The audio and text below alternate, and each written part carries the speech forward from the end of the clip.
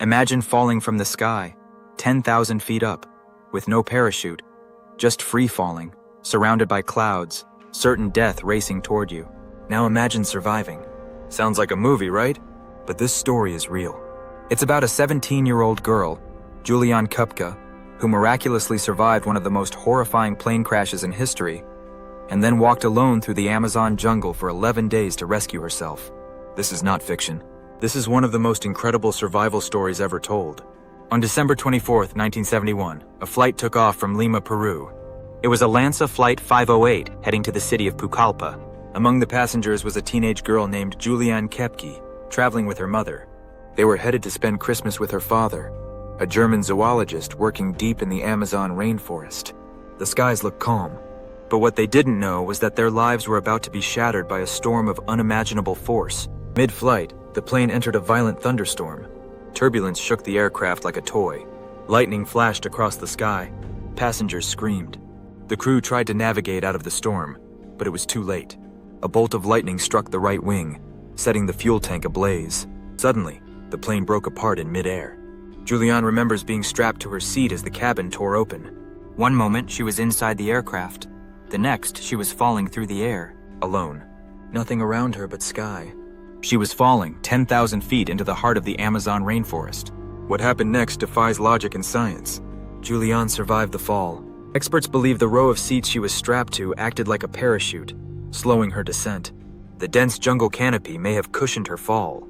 Still, falling from that height should have killed her. When she awoke, she was lying alone on the jungle floor. Her collarbone was broken.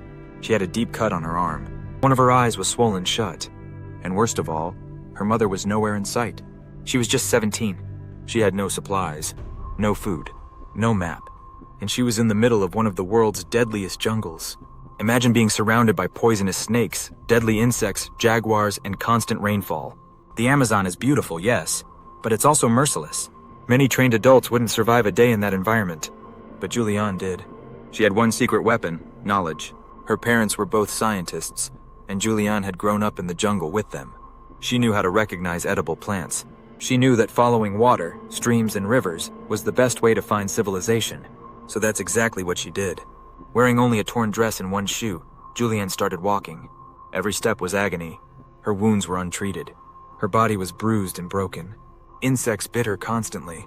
She was wet all the time, and at night the temperature dropped. But she kept walking. For days, Juliane drifted between consciousness and exhaustion. Her injuries became infected. At one point, she pulled maggots from a wound in her arm using gasoline she found at an abandoned hut. She drank dirty water from streams and survived on a small bag of candy she found among the wreckage. She had no idea if she was going in the right direction. But she remembered her father saying, "If you follow the water, you'll find people." She kept going. On the 11th day of her nightmare, Juliane stumbled upon a small boat by a riverbank. Next to it, she found a path. Hope surged through her veins. She waited by the boat and eventually, local fishermen appeared. At first, they were terrified, thinking she was a forest spirit.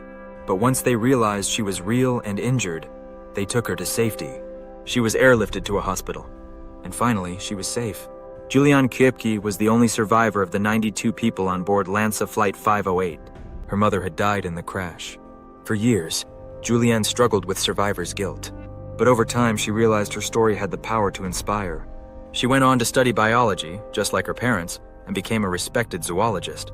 Her story was later told in documentaries and books, including her own memoir, When I Fell from the Sky.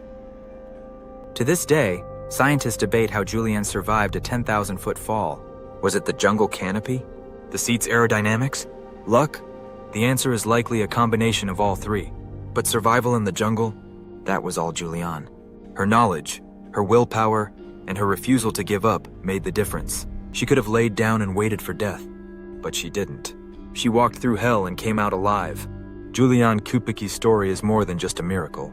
It's a reminder of human resilience, what the human body and spirit can endure when it refuses to give up. Next time you feel like quitting, remember her. She fell 10,000 feet and got up. So can you.